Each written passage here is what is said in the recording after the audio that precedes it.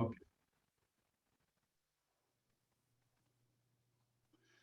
Okay, so again, we've got three webinars scheduled, and as Tom mentioned, the first two, I'm going to try to give you a little background in biological wastewater treatment, because if you don't have that, you really can't understand what the BioTiger model and measures is trying to accomplish.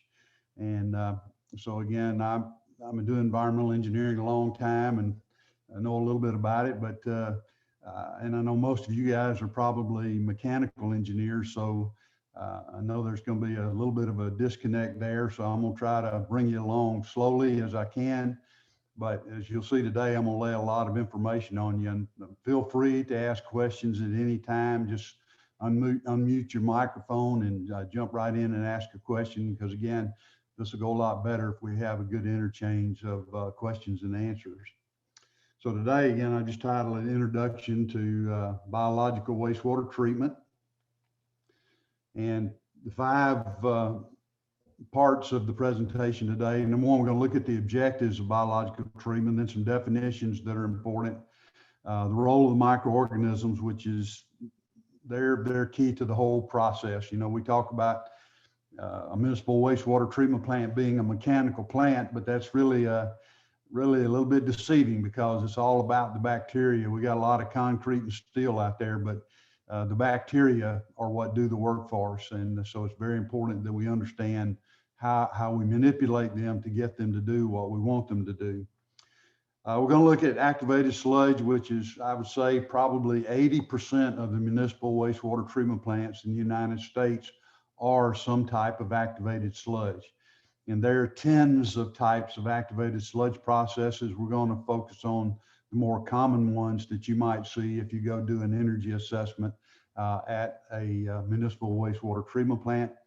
And then right at the end, we'll talk a little bit about biological nitrogen and phosphorus removal. I have in those 15 presentations that Tom referred to earlier, I have a very detailed presentation about biological nitrogen removal, and you know, you can look at that to get more information. Today, we'll just hit it, as my mother used to say, with a lick and a promise, okay? And just to give credit, Metcalf and Eddy, I call it my wastewater Bible, Metcalf and Eddy, 4th edition. There's a 5th edition out now, and it's probably a little bit better than the 4th, but the 4th is the main one I use. But again, I call it my wastewater Bible. It's about 4 inches thick. It's got about 1,500 pages of a lot of information, and a lot of good practical information. So that, and then Water Environment Federation training materials I've also used to help put this presentation together. So what are the objectives of biological treatment? Well, we want to remove primarily organic matter and suspended solids from the wastewater. Those are our primary goals in municipal wastewater treatment. We may have other goals as well, depending upon where we discharge our effluent and what our NPDES effluent or NPDES permit specifies in terms of effluent requirements. But again, we want to oxidize organic matter, and that organic matter comes in the raw wastewater from our food waste in our home, from our human waste, from industrial waste that are organic in nature, a lot of sources of organic components in municipal wastewater. And again, the organic matter is going to be the food source that drives the growth of the microorganisms. And as we talk through the presentation today, I'll make references to the human body, because the organic matter that we eat drives our life cycle as human beings. And because, and I'll get into some basics of biochemistry here, but just real quickly, there are really 3 basic metabolic requirements of almost any living organism. Number one, a source of carbon, because carbon, the bacterial cell and even our own cell mass is about 50% by weight carbon. So we got to have a source of carbon to generate cell mass. And then we also, for us as humans, we get our energy through the oxidation of organic matter, converting it in our 70 trillion cells, converting it to CO2 and water to generate energy inside each of those 70 trillion cells. And the bacterial cells, they do pretty much the same thing. But again, a source of carbon, source of energy, and a terminal electron acceptor. So again, those are the three basic metabolic requirements of most living organisms. And as far as terminal electron acceptor, well, I know I have my lights on in my room here. Those lights burn because of the electrons coming from the transmission lines and the distribution lines into my home. And that supplies the power to run my air conditioner and run these lights. Well, in our body and in bacterial cells, most of the energy that's generated in those cells is through the electron transport system. There's a series of transferable electrons, and at certain points, energy is generated in the form of ATP, adenosine triphosphate. That's the energy packets for bacteria. It's the energy packets for our 70 trillion cells. So at any rate, source of carbon, source of energy, and that terminal electron acceptor, and that electron transport system whereby we're generating energy, you have to have a terminal electron acceptor to receive the electrons at the end of the process to make it complete. I always like to compare it to like a baseball game. You got to have a pitcher, but if you don't have a catcher to catch the ball, then the baseball game doesn't work. You got to have a receiver. So you have to have an electron acceptor, terminal electron acceptor to complete the process. And again, the electron transport system is the primary way bacteria generate energy, and also in our own cells as well. Okay, so the organic matter for the bacteria comes in the raw wastewater. You and I, we get our organic matter off our breakfast, lunch, and dinner plate. But at any rate, the organic matter is going to drive the biological reactions for the most part. And the dissolved organic matter will be readily available to the bacteria and used as food. The particulate organic matter has to be broken down because it's too large to diffuse through the cell wall and the cell membrane. So the bacteria, they have extracellular enzymes on the outside of the cell wall, and they'll break down the particulate organic matter and make it small enough so it then can diffuse across the cell wall and cell membrane and be used for food. But again, that takes a little bit longer. The soluble BOD is readily available. The chunky BOD, as I call it, or particulate BOD, takes a little longer because of that hydrolysis process on the outside of the cell wall. Then the suspended solids that come in the raw wastewater, we want to remove them. Some are organic in nature, some are inorganic. But biological floc in the activated sludge process has excellent adsorptive characteristics. So these suspended solids that come in the raw wastewater, when they get into the biological reactor, they generally are readily adsorbed into the bacterial floc. Again, most municipal wastewater treatment plants, their primary goal, remove BOD and suspended solids. And again, just to clarify what BOD is, it stands for biochemical oxygen demand. But the organic matter, whether it's in the receiving stream or in the biological reactor of an activated sludge process, or we're talking about what happens in the BOD bottle in the incubator, 20 degrees C incubator in the lab where we're actually measuring the BOD. The bacteria use the organic matter for food. They break it down, convert it to CO2 water, generate energy, and that consumes oxygen. And so we actually measure that oxygen demand by putting a certain amount of sample in a BOD bottle, adding aerated buffered dilution water, measuring initial DO, putting it in an incubator at 20 degrees C for 5 days in the dark. And we take it out 5 days later and we measure the residual oxygen concentration. And then we're able to calculate a biochemical oxygen demand. So probably the most important test that we can run on municipal wastewater. Okay. But again, we're also concerned sometimes about nitrogen and phosphorus because we know that nitrogen and phosphorus can promote aquatic plant growth in our receiving streams. And one of the big environmental problems in the United States today is we have a several hundred square mile dead zone in the Gulf of Mexico that's caused by the discharge of just tons and tons, probably millions of tons of nitrogen and phosphorus every year that goes into the Gulf of Mexico from the Mississippi River. That nitrogen and phosphorus promotes aquatic plant growth out there in the Gulf of Mexico. And when those aquatic plants die, they're organic in nature, so they serve as food for the bacteria. The bacteria degrade that decaying vegetation and they consume oxygen. And so in that dead zone, we have very low dissolved oxygen levels, and the sea life cannot survive without that oxygen. So that's one of our big environmental problems, and that's why one of the biggest reasons we're concerned about nitrogen and phosphorus in the U.S.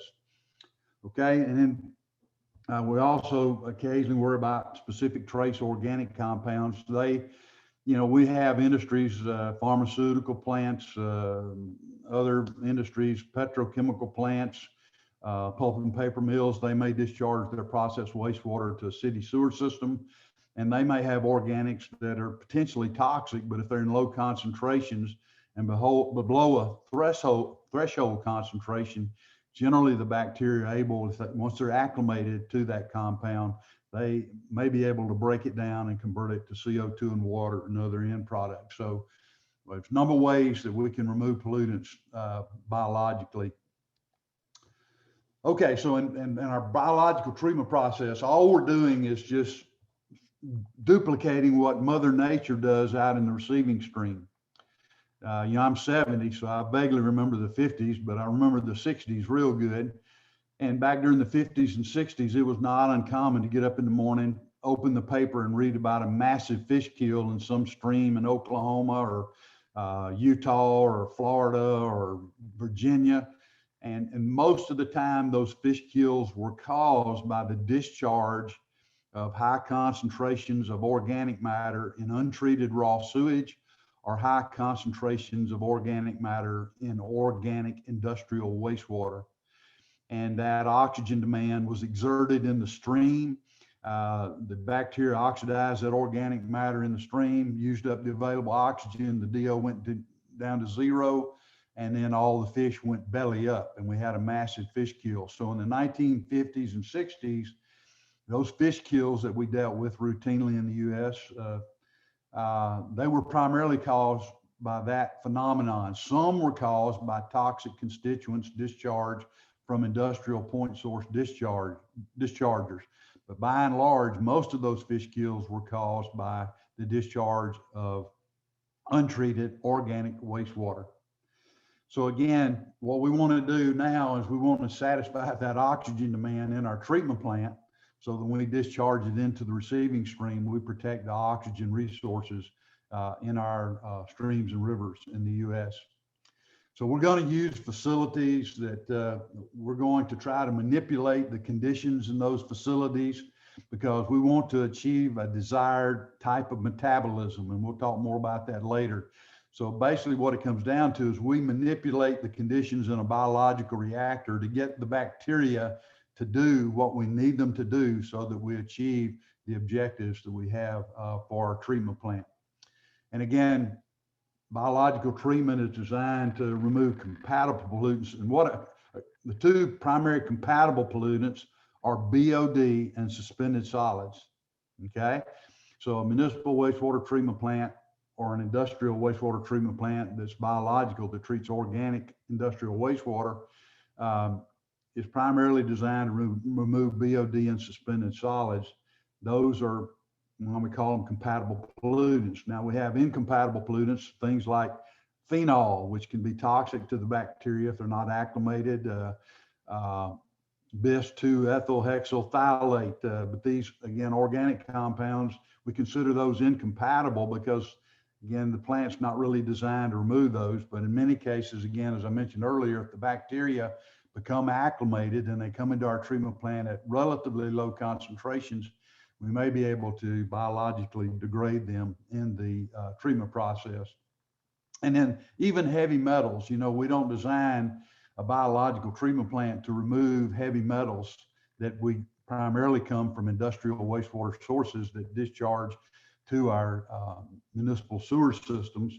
But it just so happens that, talking about copper, nickel, chromium, zinc, lead, and cadmium, those heavy metals generally we'll get about 60 to 90% removal of those heavy metals across the activated sludge treatment process. Now, you don't degrade heavy metals, but they will be adsorbed into the biomass and removed in the waste sludge.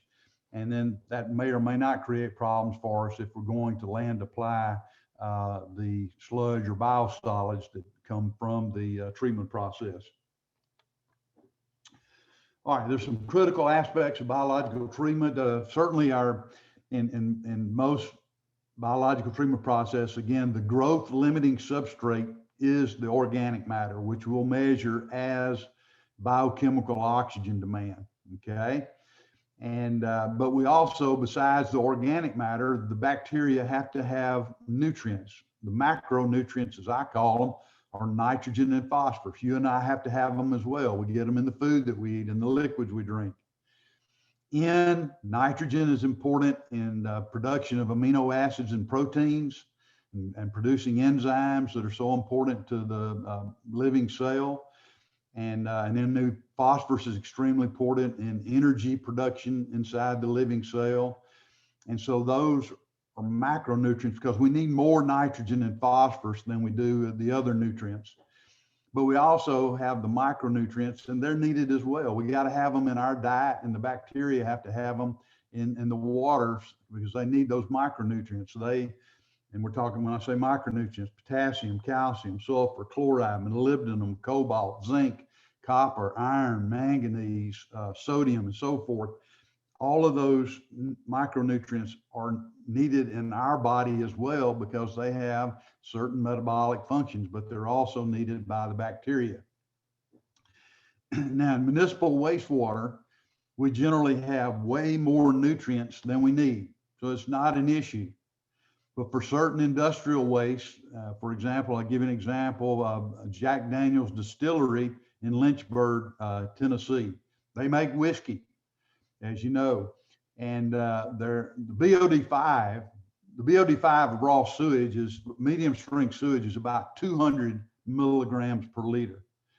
Well, the BOD5 of 100 proof whiskey, which is 50% alcohol, is about 650,000 milligrams per liter. So it has a tremendously high oxygen demand, and that alcohol is readily biodegradable.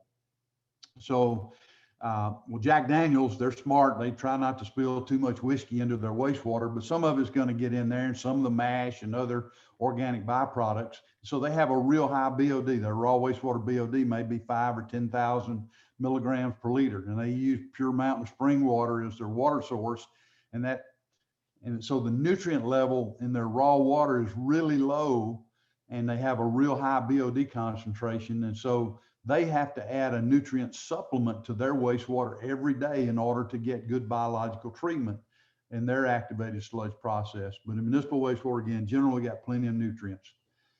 But the general rule is for every 100 pounds of BOD, we need 5 pounds of nitrogen and 1 pound of phosphorus to satisfy the nutrient requirements of the microorganisms. And one reason for that, again, is the bacterial cell is about 10 to 12% by weight nitrogen, and it is about 2% by weight phosphorus. And again, nitrogen important in protein synthesis and phosphorus important in energy production. We want to operate in a pH range that's ideal for the bacteria. Usually 6 to 9 is what we shoot for, but if you were to take a poll of the bacteria, they'd tell us, well, we really like 6.5 to 7.5 or 6.5 to 8. And temperature, that's usually not a problem for us in municipal wastewater treatment. It impacts the process. And if we're in Wisconsin at an activated sludge process in the middle of January, their mixed liquor temperature might be 2 degrees C. Well, in Memphis, if we're in the middle of winter, the mixed liquor temperature might be 10 degrees C because we're a much warmer climate. But in the summer, in the middle of August, when it's about 98 degrees Fahrenheit outside, our mixed liquor temperature may be 28 degrees C. And the mixed liquor, that's the liquid inside our biological reactor that we'll talk about more later. But so generally in municipal wastewater treatment, we're operating in a range where temperature is certainly going to have an impact. But the general rule is for most of the bacteria that are doing the work for us in our biological treatment process, for every 10°C increase in temperature from, say, 5 degrees C up to about 30 degrees C, for every 10°C increase in temperature, the metabolic rate of the bacteria essentially doubles. So we have to keep that in mind. So the bacteria are going to be much more sluggish in January than they are in the summer when that wastewater is much warmer. And then certainly we want to avoid toxic constituents that are going to interfere with our process. So most of those toxic constituents, as I said earlier, will come from industrial process wastewater. So through the pre-treatment program, municipalities will regulate their industries and control the amount of toxics that come in to their treatment plant so that they don't interfere with our biological process. All right, some other things, and this is the essence of biological treatment. We can have aerobic processes, we can have anaerobic processes, we can have anoxic processes. And all of those are important to us. In most cases, in activated sludge, you visit an activated sludge plant, maybe you're doing an energy assessment. In most cases, their biological reactor will be aerobic. But you may visit a treatment plant that has very stringent limits on nitrogen and phosphorus in the effluent. And they may have aerobic reactors, they may have anaerobic reactors, they may have anoxic reactors, because they allow that combination of anaerobic, anoxic, aerobic allows us to achieve biological nitrogen and phosphorus removal that we'll talk more about later.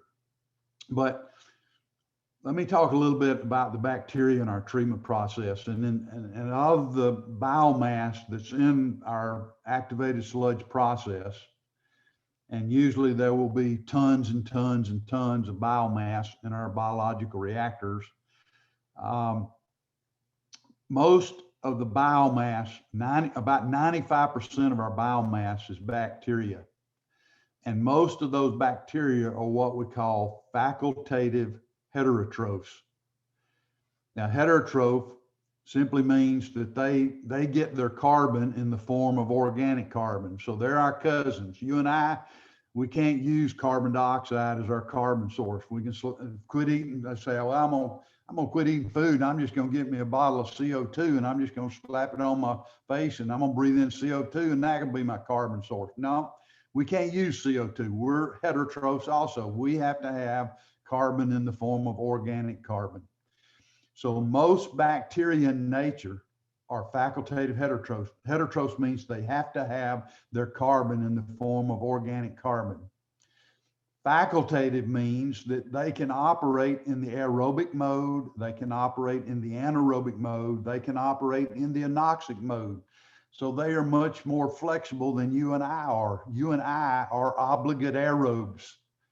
Molecular oxygen is the only terminal electron acceptor our 70 trillion cells can use to generate energy in our cells. You take away our oxygen for 30 or 40 minutes, we're going to die, because that's the only electron acceptor our body can use, and we've got to generate energy to keep us alive. Well, again, most bacteria in nature are facultative. They can operate aerobically. So in our biological reactor, if we provide those bacteria dissolved oxygen above 0.3 milligrams per liter, they will preferentially operate in the aerobic mode. If the dissolved oxygen, DO, drops below 0.3 milligrams per liter in the range of 0.0 to 0.3 milligrams per liter, then those bacteria, those facultative heterotrophs, they have the capability to use nitrate and nitrite as their terminal electron acceptor. And if they do, now we say they're operating in the anoxic mode, and we will take advantage of that to achieve biological nitrogen removal. And we'll talk more about that later. And then if we're trying to biologically remove phosphorus from our wastewater, normally we would include an anaerobic reactor as well as an aerobic reactor. And so when the only way we can create an anaerobic reactor, we have to take away the oxygen. Oxygen needs to be 0.0 milligrams per liter. And we take away the nitrite and nitrate nitrogen, so they can't operate anoxically, because After oxygen, nitrite and nitrate, that's their next preferred electron acceptor. So if we take away oxygen, nitrite, and nitrate, then they don't have any other choice. Now we've forced them to operate in the anaerobic mode, and they're primarily going to use carbon dioxide or sulfate, SO4 2-, sulfate or carbon dioxide as their electron acceptor, and we call that anaerobic metabolism, okay? Very important that we understand that if we're going to be able to understand what's happening in a biological treatment process. Again, some processes, again, are facultative. In a sewage lagoon, for instance, we'll generally have aerobic, anoxic, and anaerobic processes going on at the same time in different zones in the lagoon layers. And then, as I said before, we'll use a combination of aerobic, anoxic, and anaerobic processes to achieve biological nitrogen and phosphorus removal. Okay. Another definition that we need to be aware of, we have suspended growth biological processes, and we also have attached growth processes. So activated sludge, aerated lagoons, those are examples of suspended growth biological processes. All that means is the microorganisms are suspended in the wastewater that they're treating, okay? Suspended growth. Attached growth, examples of that are trickling filters, biotowers, rotating biological contactors. There we use a medium, whether it be plastic or wood or some other medium, gravel, as our medium, and the biomass actually grow attached to a medium, and we pass the wastewater around and through that medium with the biomass attached. And we call that an attached growth process. We're not going to talk about that. We're going to focus on activated sludge because, again, I would say that probably only about 5% or so of municipal wastewater treatment plants in the United States actually utilize attached growth processes as part of their treatment process. Then we have lagoon systems that we're not going to spend any time on.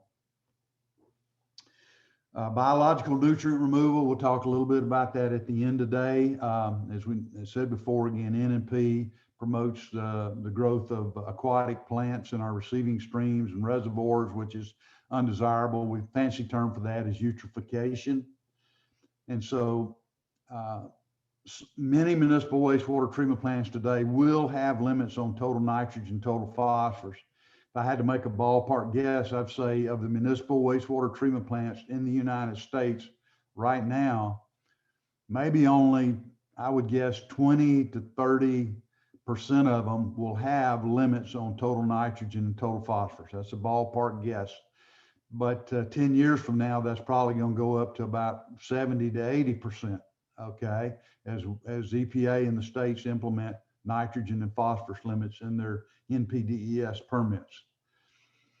Okay, so we can achieve biological nutrient removal, nitrogen and phosphorus, and but again, most municipal wastewater treatment plants, again, our primary goal is removing carbonaceous BOD and suspended solids. So I threw a new term on you there, so let me define that.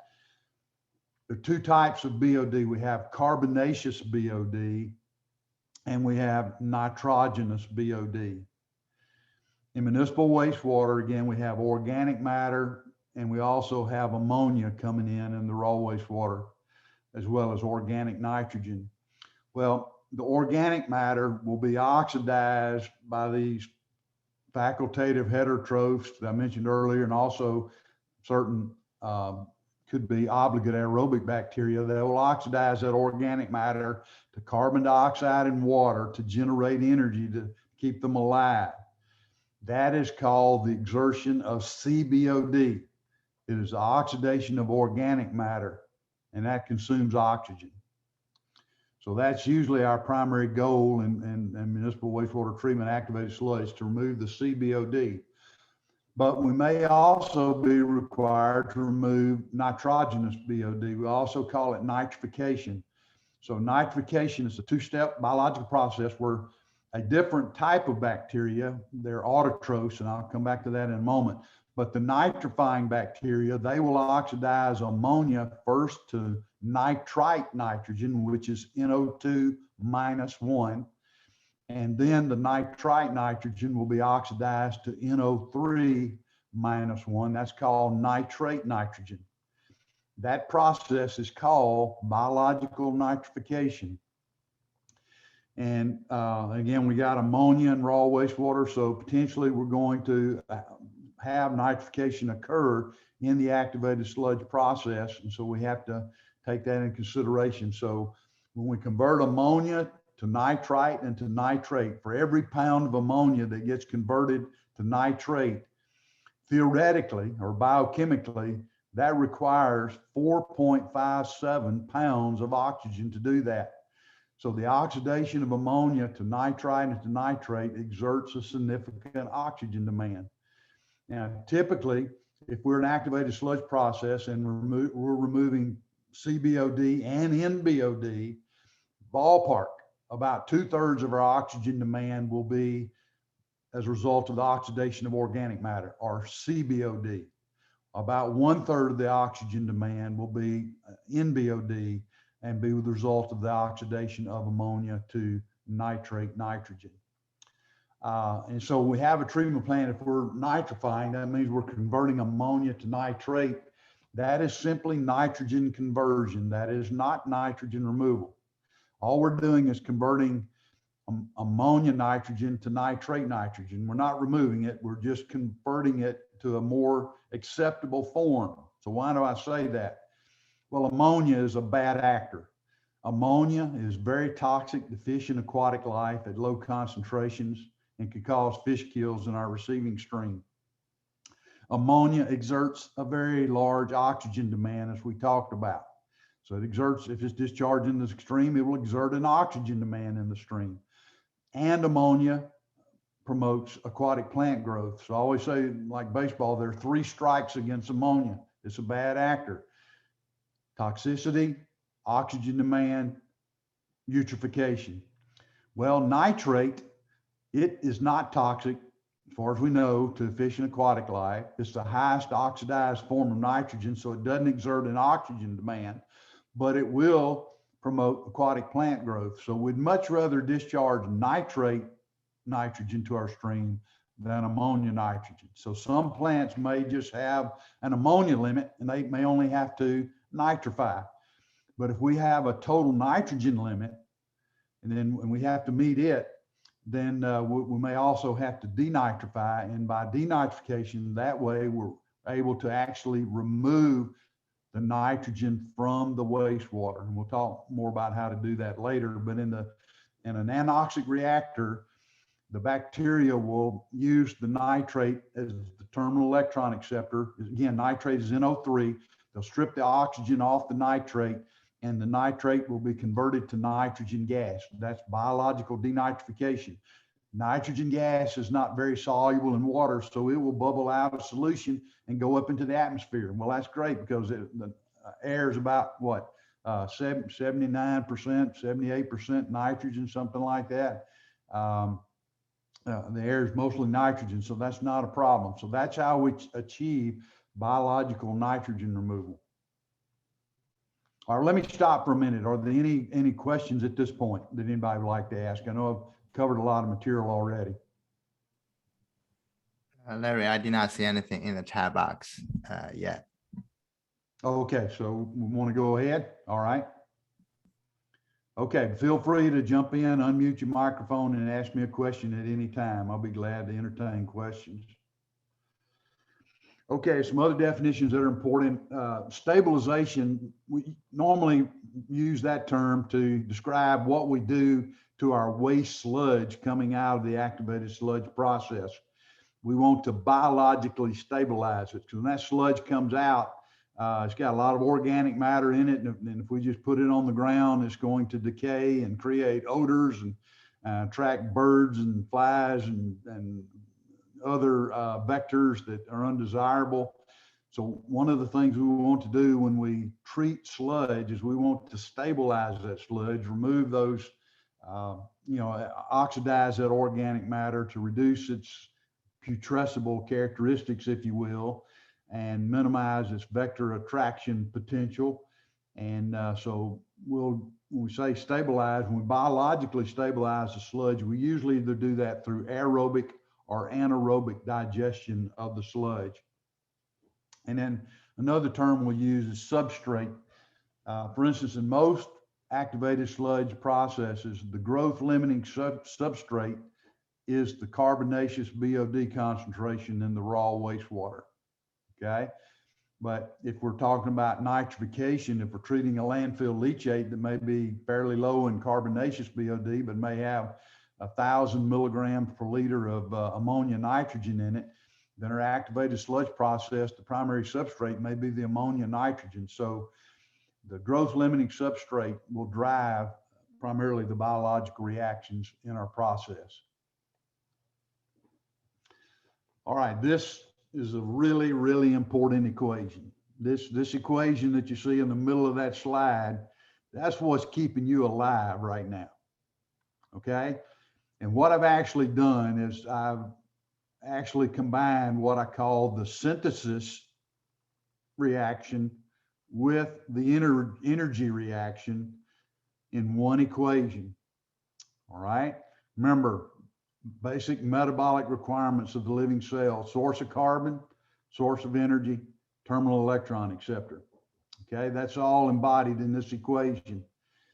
If we break it down just into the synthesis reaction, in other words, you and I as human beings, we got 70 trillion cells, but those cells are dying all the time, and we got to grow new cells to replace them. So biological synthesis is extremely important to us. We've got to grow new cells every day. Okay, we do that. Organics plus ammonia plus orthophosphate goes to new cells. That's the synthesis reaction. That does not exert an oxygen demand. All right, now if we pull out the oxidation or energy reaction, again, source of energy. We've got a living organism as a source of energy. So again, we're talking mainly about the heterotrophic bacteria here. They're using organic carbon as their carbon source. That organic matter is synthesized into cell mass. That's important. But to generate energy, we pull out of the equation organics plus oxygen on the left-hand side goes to carbon dioxide and water plus energy on the right-hand side of the equation. And that's the oxidation or energy reaction. So in this equation, I've combined the synthesis and energy reaction in one equation. That's very important that you understand that, because what drives this reaction again is the organic matter coming in the raw wastewater. What drives this reaction in our 70 trillion cells right now is the organic matter I had for breakfast. I got up this morning and I cooked my wife and my dad bacon and eggs and biscuits, and so that was good chunky BOD. That's my source of organic matter this morning. Okay, and now it's being processed in my stomach and intestines so that my 70 trillion cells can use it. Those 70 trillion cells can't handle chunky BOD, just like the bacteria. They got to have dissolved BOD, and that's the purpose of our stomach and intestines, because chunks of biscuit, chunks of bacon, chunks of eggs, our bloodstream can't handle those suspended solids. It's going to clog up our arteries. And then when it gets to these 70 trillion cells from the bloodstream, they can't handle it in suspended form or particulate form. It's got to be in the form of dissolved organic matter, dissolved nutrients, dissolved oxygen. Okay. And so this metabolic process again is going on in your body right now to keep you alive. And what drives it again is the food that we take in and our off our plate and snacks that we eat each day. Okay, so again, what I need you to understand, again, this equation, I can't underemphasize the importance of it to you and to me. And again, what's happening in the biological reactor. This is the essence of the biological treatment process. And the incoming BOD load is going to be channeled into two directions. Very important you understand this as well. We're going to channel the BOD load, that organic load. Some of it's going to be channeled into the synthesis reaction, growing biomass, and some of it's going to be channeled into the energy reaction, converted to CO2 and water and energy to provide energy for the bacterial cells. Again, both of those are important. Both of those are important. And the design engineer and the operator, the way we design and operate the activated sludge process will dictate how that organic matter is channeled. So we as the design engineer and the operator, they will control by the way they operate that process, how that incoming BOD is channeled. And we'll talk more about that later. Okay, again, the microorganisms, they use N and P, as we said before, they're essential nutrients, the nitrifying bacteria, and I didn't finish up on that, I need to do that. The nitrifying bacteria are distinctly different than the heterotrophic bacteria. The facultative heterotrophs, again, those are the primary bacteria in biological treatment. They're the dominant type of bacteria. And again, they will oxidize the organic matter, the carbon dioxide and water and other end products. They are heterotrophs. They have to have organic matter as their carbon source. The bacteria that oxidize ammonia to nitrite and then to nitrate nitrogen, they are known as autotrophs. They can only use inorganic carbon as their carbon source. They can't use organic carbon. Just like you and I, we use organic carbon, but we can't use CO2. Well, they're just the opposite. They can't use organic carbon as their carbon source. They're going to use CO2 or possibly bicarbonate ion, but inorganic carbon as their carbon source to make bacterial cell mass. And these nitrifying bacteria, they generate energy. What we call the AOBs, the ammonia oxidizing bacteria, they oxidize ammonia to nitrite, and that's how they generate energy. The NOBs, the nitrite oxidizing bacteria, will oxidize nitrite nitrogen to nitrate nitrogen, and that's how they generate energy. So again, the nitrifying bacteria are distinctly different than the heterotrophic bacteria that break down the organic matter in the wastewater. All right, this is the growth curve. And so let's take a hypothetical situation here. Let's say we're in the lab and you're watching me in the lab, and I get a beaker of raw sewage. I put a magnetic stir in it, put it on a magnetic stir, and I'm stirring it up to keep it mixed, and I'm aerating it to keep it oxygenated. And then I add some activated sludge to that, maybe a liter of raw sewage. Well, what's going to happen is I add that activated sludge. I've just added a lot of biomass. And so what's going to happen initially, and again, on the y-axis here, that's number of microorganisms. So that's our concentration or number of biomass. So initially, our biomass concentration is very low. But we've just put that activated sludge into that 1 liter of raw sewage. It's got a lot of organic matter, nutrients, and oxygen. And now they feel like they've been invited to a feast. And so they start chowing down. And so we see that over time, we're getting an increase in our biomass concentration.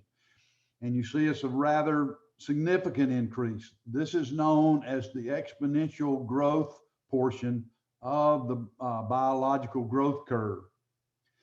All right, so in exponential growth, again, there's plenty of organic matter. There's not a high concentration of bacteria, plenty of nutrients to go around.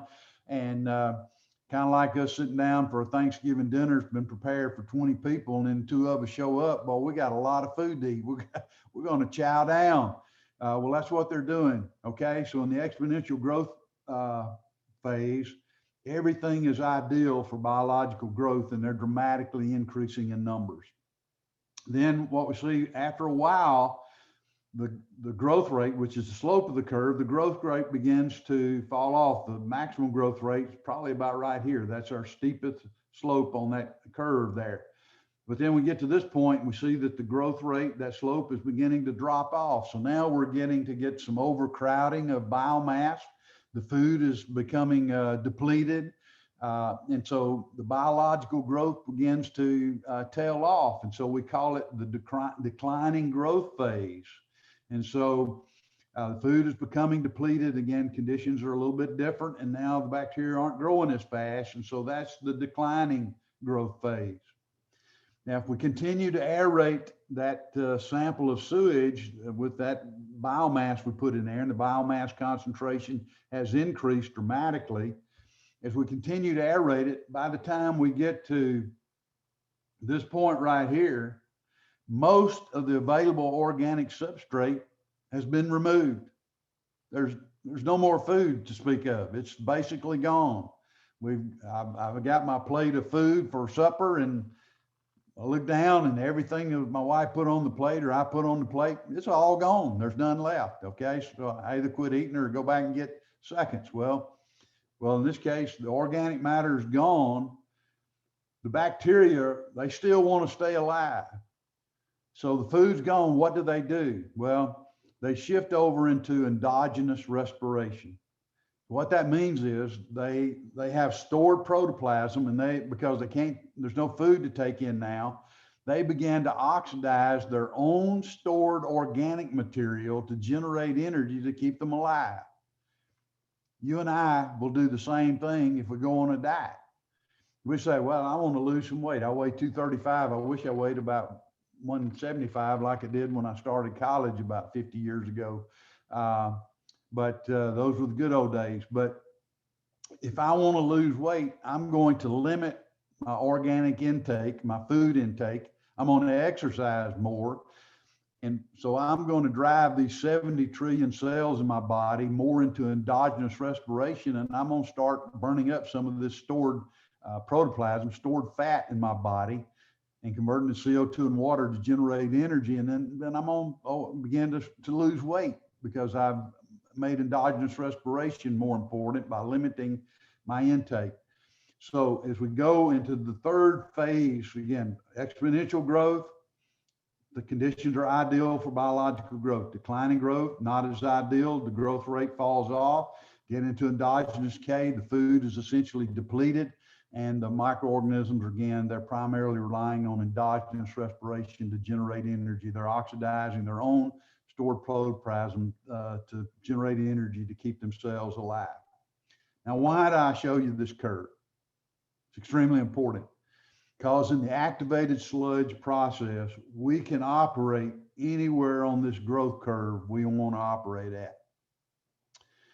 Typically, we don't operate in the exponential growth phase because if we do, there's plenty of organic matter in the system. So we're going to discharge more BOD in the effluent. We get a poorly flocculated biomass, and the biomass generally has poor settling characteristics. So we don't normally operate in the exponential growth range.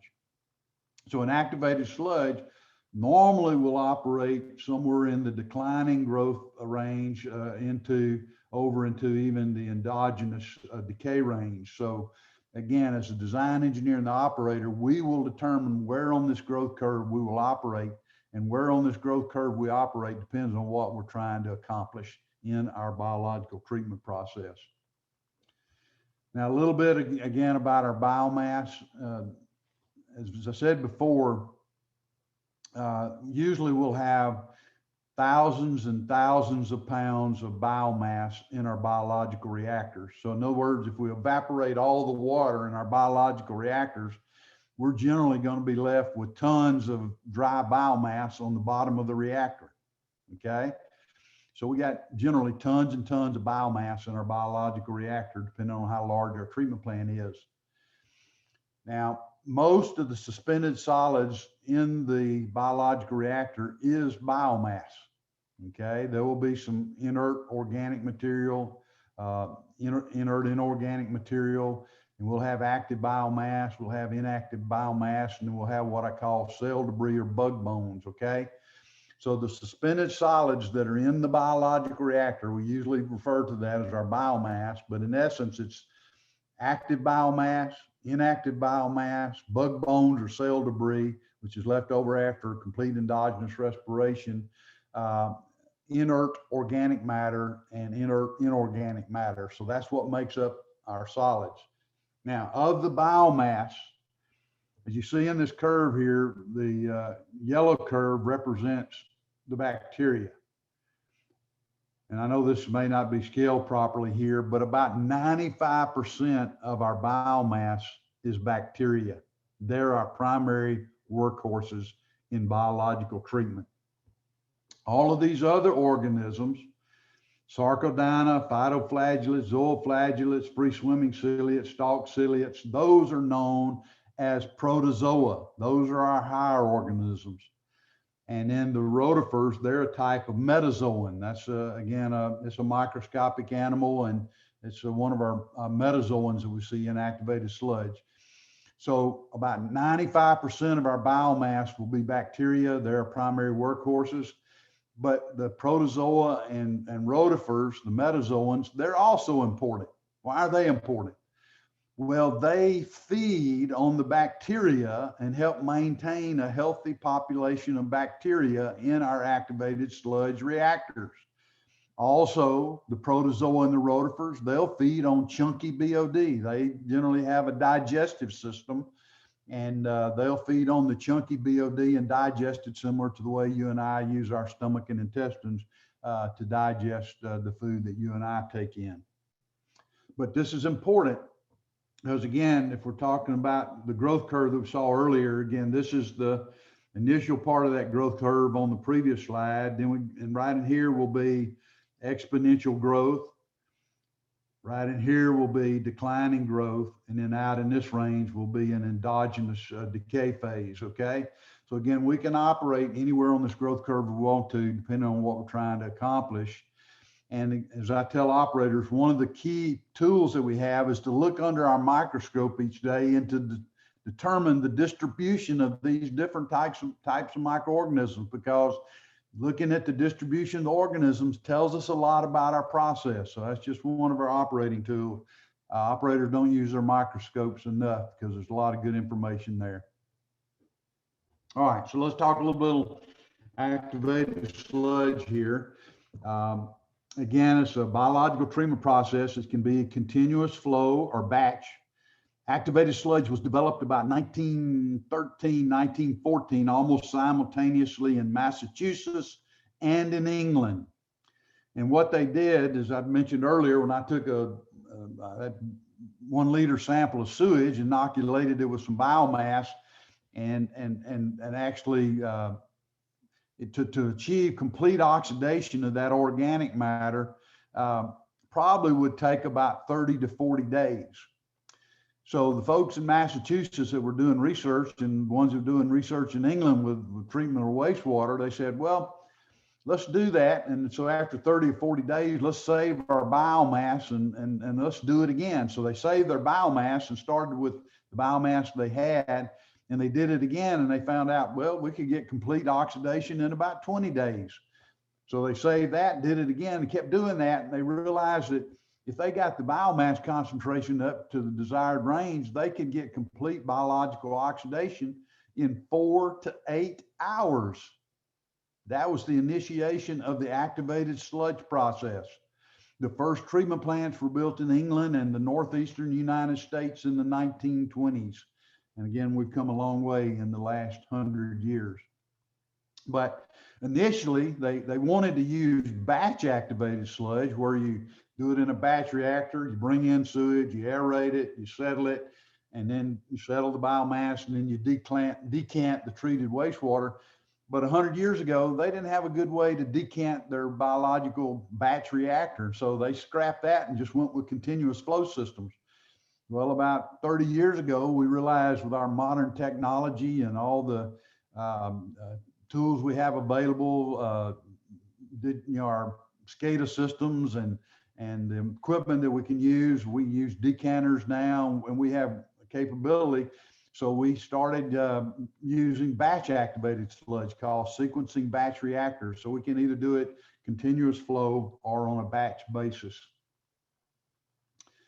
But the important thing to remember is, again, that organic matter that we're removing, channeled into synthesis, is growing biomass, and it's channeled into energy reaction, getting converted to gaseous end products to generate energy for the cells.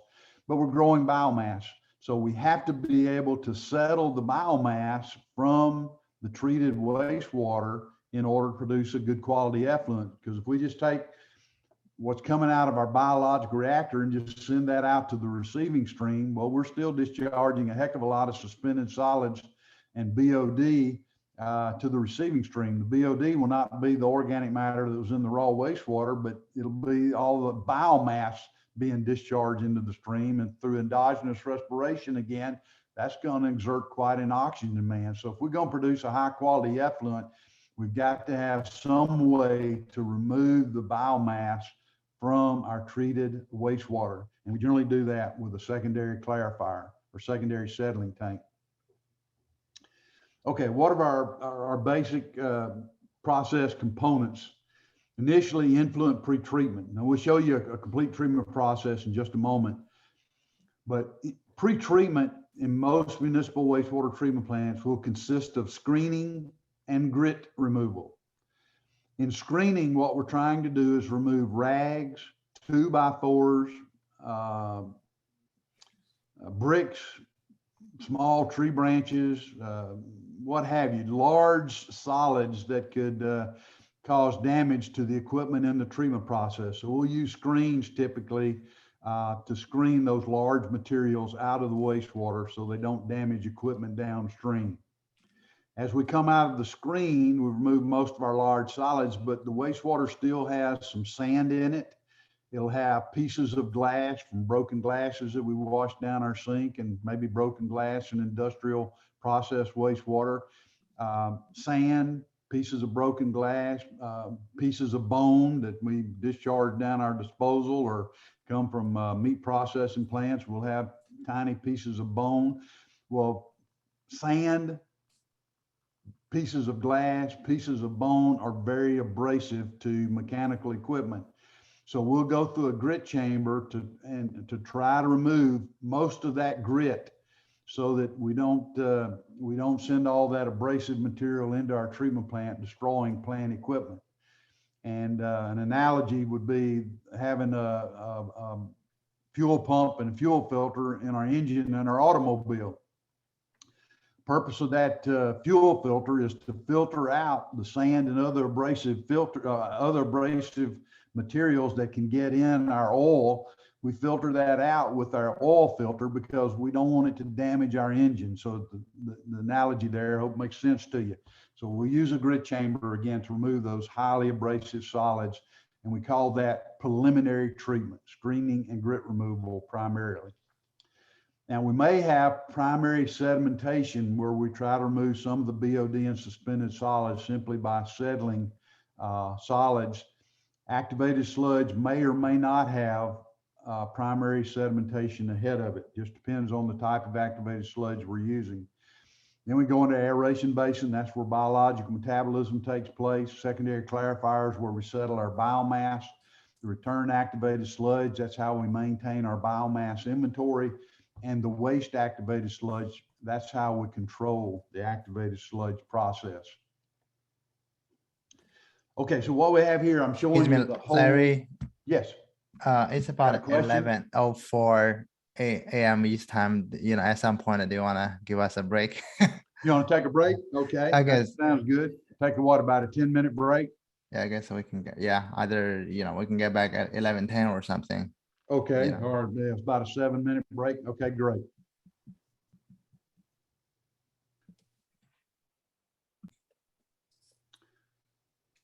Okay, let's look at our entire treatment process here. When you go visit a municipal wastewater treatment plant, I'd like to give you an idea of what you might expect to see. And let's make a baseball analogy here. We've got 1, 2, 3, 4, 5, 6, 7, basically 7 parts of our treatment process. So, a baseball team has 9 players, but our wastewater treatment plant team here has 7 components, and each one plays a distinctive role in the overall treatment process, and each one is important. Now, arguably in baseball, we could say that the pitcher and the catcher are the most important. A pitcher is extremely important. His ability to throw strikes and keep the other team from getting base hits is paramount in terms of baseball. and the catcher also is important as well. So we'll say the biological reactor is the pitcher, the secondary clarifier is the catcher, screening, grit removal, and if we have a primary clarifier, we'll call that our infilters. And then we'll look at filtration and disinfection. We'll say that those are our outfilters. But again, each component is very important. The screens keep out large solids that would disrupt our mechanical equipment. The grit removal basin is going to remove sand, bone, glass that would damage our equipment. So it's also important. And activated sludge, in some types of activated sludge, we want a primary clarifier. In other types of activated sludge, we don't want a primary clarifier. So the primary clarifier is optional depending upon the type of activated sludge process. But the critical part of the process, activated sludge, is the biological reactor and the secondary clarifiers. Now, in most plants that you will visit, they probably will not have effluent filters unless they have very stringent discharge standards. If they have very stringent discharge standards, they may have filters, and the filters would be primarily for two reasons: to achieve a very stringent BOD limit, and also to achieve a very stringent total phosphorus limit. And you say, well, Larry, I thought filters would be designed to remove suspended solids. Well, they are. But when we come out of the secondary clarifier here, the dissolved BOD usually will only be 1 or 2 milligrams per liter typically. And if we have 15 milligrams per liter of biomass, most of our BOD in the effluent, which may be, let's say, 8 milligrams per liter, 7 or 8, most of that BOD will be exerted by the biomass that's going out in the effluent through endogenous respiration, okay? And so if we have a real tight limit on BOD, then we'll use a filter to remove most of those suspended solids, and that will remove most of the chunky BOD, and that will help us meet a stringent effluent limit on BOD 5.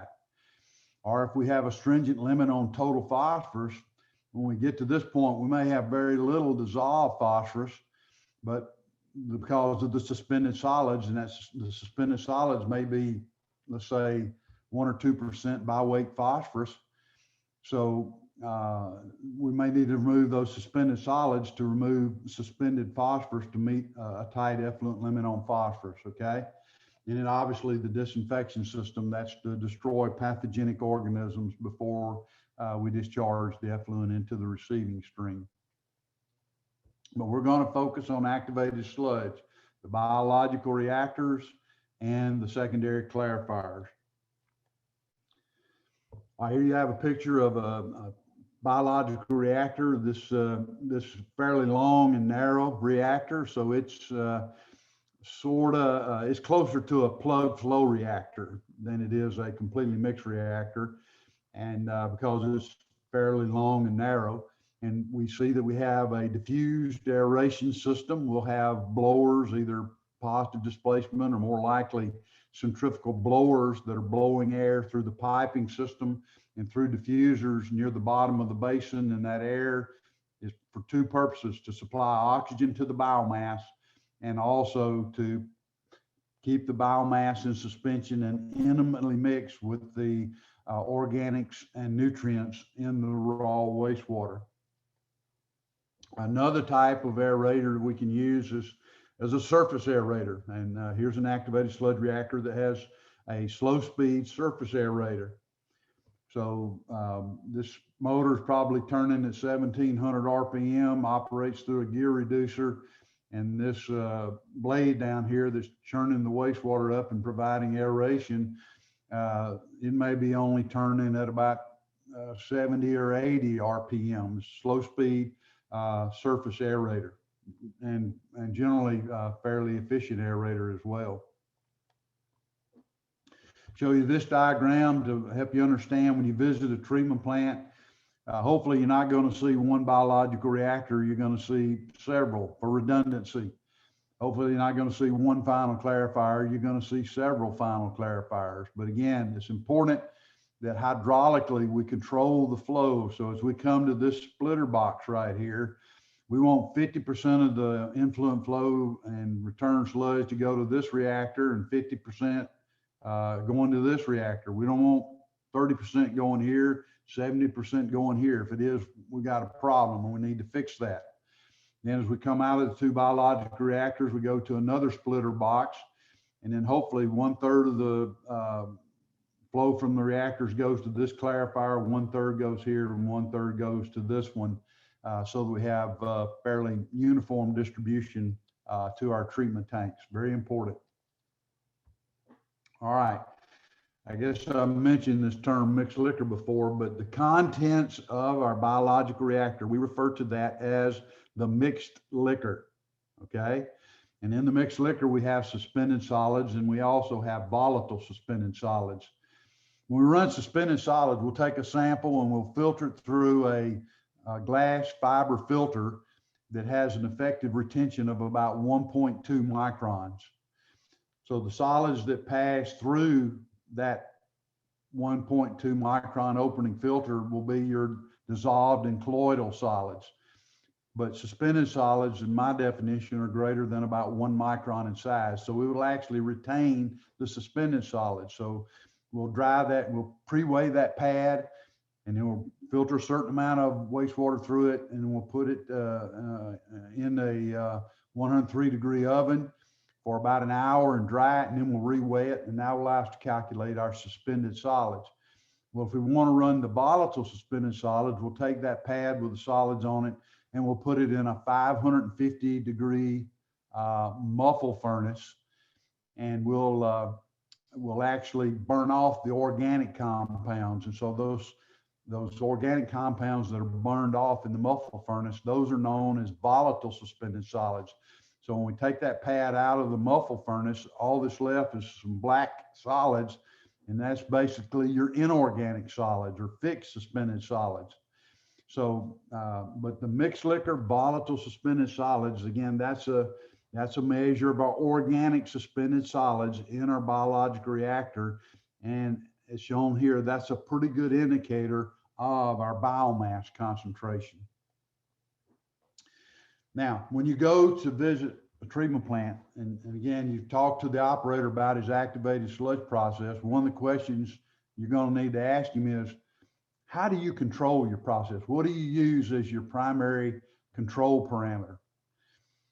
Well, the operators basically have 4 options as far as how they control the activated sludge process, as far as the actual parameter that they focus on. Most operators will run their plants by maintaining a certain range on mixed liquor suspended solids. And again, that's our biomass concentration in the reactor. Another way to control the process is by maintaining a certain sludge age. Sludge age is shown here as the average time the biomass stays in the activated sludge system until it leaves the system. Well, the activated sludge is going to leave the system in 2 places. Most of it should leave in the waste activated sludge that's pulled out of the bottom of the clarifier and wasted from the process. We call that our intentional wastage. That's where most of the biomass leaves the system. As I said earlier, that the waste activated sludge is primarily our control point for the process. The suspended solids that go over the secondary clarifier effluent weir and into the effluent, hopefully that's a low concentration, but that's still some biomass going out of the system. And so we call that our unintentional wastage, okay? But the sludge age, again, how many days the biomass stays in the reactor, going to the clarifier, getting returned back to the activated sludge process. It stays in the activated sludge process. How long in days on average? And that's a very important operating parameter. A third option for process control is to maintain a given solids inventory. So we can calculate the solids inventory in our reactors. We can calculate the solids inventory in our final clarifiers, add those 2 numbers together and get our total solids inventory. And we can use that to control our process as our parameter of control. And then the fourth one, and least desirable, is the food to microorganism ratio. The food, as I said earlier, that's the BOD coming in the raw wastewater. So the F over M ratio, we take the pounds of BOD per day coming to the reactor divided by the pounds of mixed liquor, volatile suspended solids, because MLVSS, as I said, that's our best measure of biomass in the reactor. And that is called the food to microorganism ratio. Well, if you're going to use F over M as your control parameter, you got to know what your BOD load coming in. And usually we have to wait 5 days to get that answer. So what we have to do is, we don't want to wait 5 days. We want to know what our F over M ratio is right now. So we'll either use the COD test, chemical oxygen demand, or total organic carbon, and establish a ratio between BOD5 and COD, or a ratio between BOD5 and total organic carbon. We can measure COD in about 3 hours. We can measure total organic carbon in about 15 minutes. So we'll use COD or TOC as a surrogate to estimate what our BOD5 value is to get our F over M ratio. So, because that's cumbersome, most operators do not use the F over M ratio for process control. And what I need you to understand is, if you go to a plant and operator says, how do you operate your plant? He'll say, well, I try to maintain my mixed liquor suspended solids between 2,000 and 2,500 milligrams per liter. And in that range, I get excellent results. That's what most operators do, because it's just easy to do.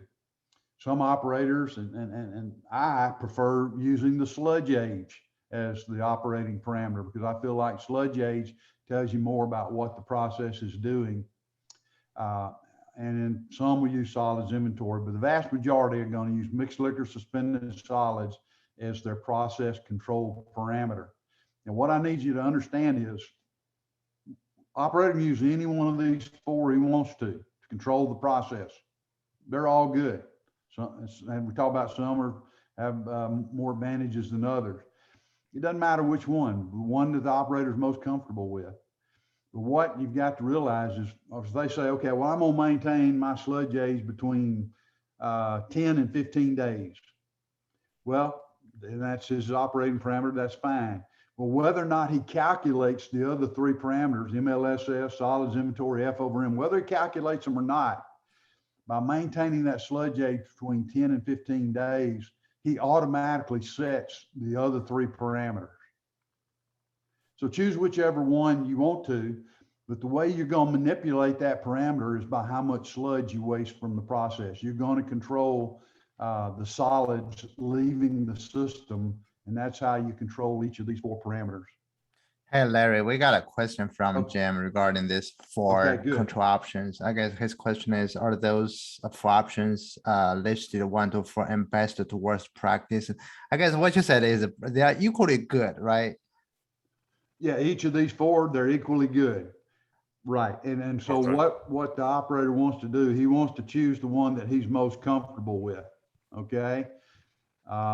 If we're playing tennis and I got a choice of a Wilson racket or a Prince racket or a head racket or whatever, I'll choose the racket that I'm most comfortable with. And so the operator will choose the one he's most comfortable with. And again, most of them will choose mixed liquor suspended solids, because that's really the easiest one to measure, and most operators are more comfortable with that.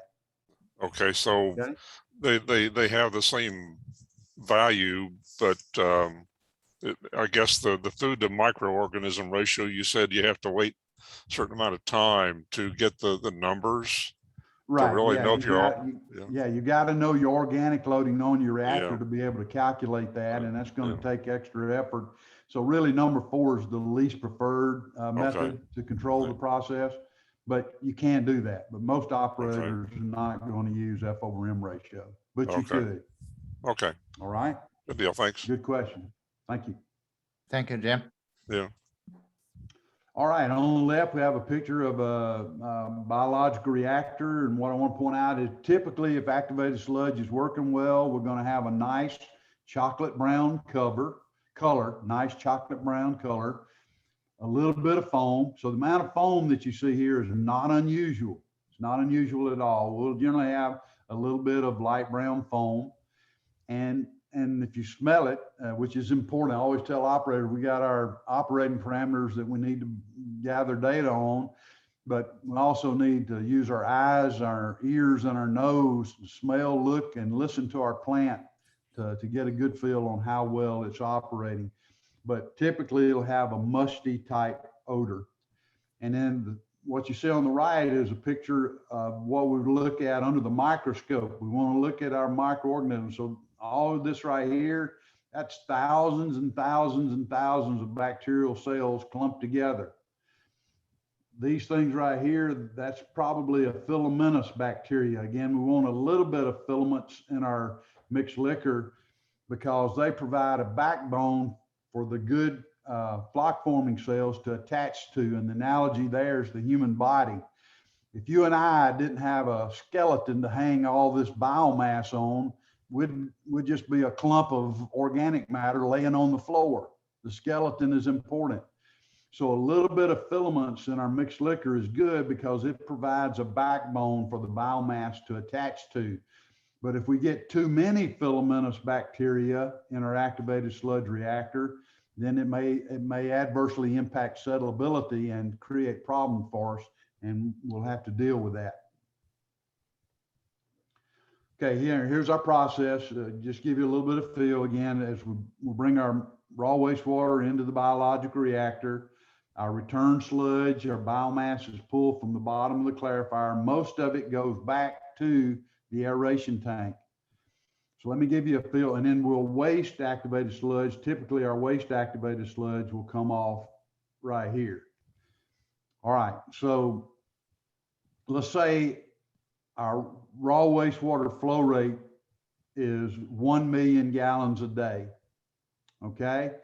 Our return sludge flow rate typically will be 25% to 150% of our raw wastewater flow rate.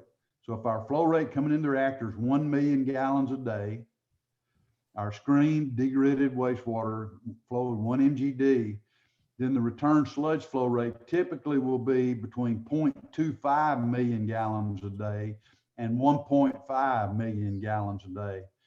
Ordinarily, I like to see it between about 25 to 50%. So if it's 1 MGD coming in here, I like to see the return sludge rate being about 25 to 50%.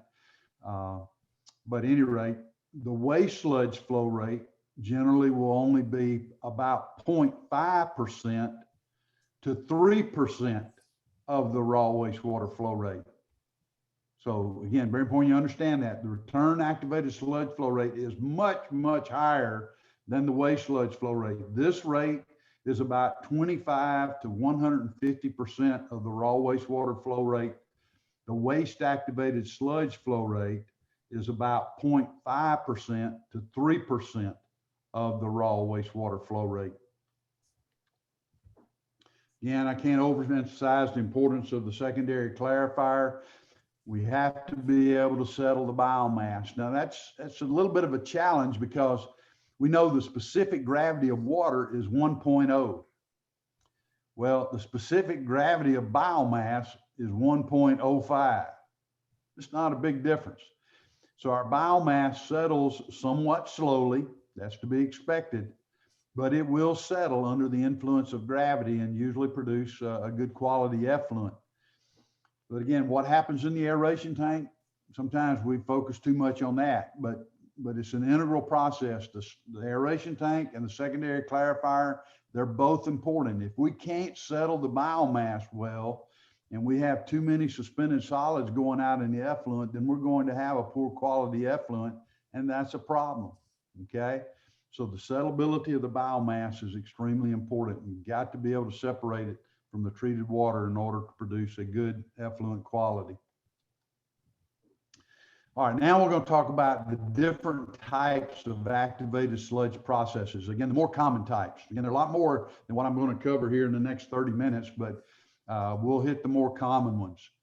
High rate activated sludge. Basically, we have three general types.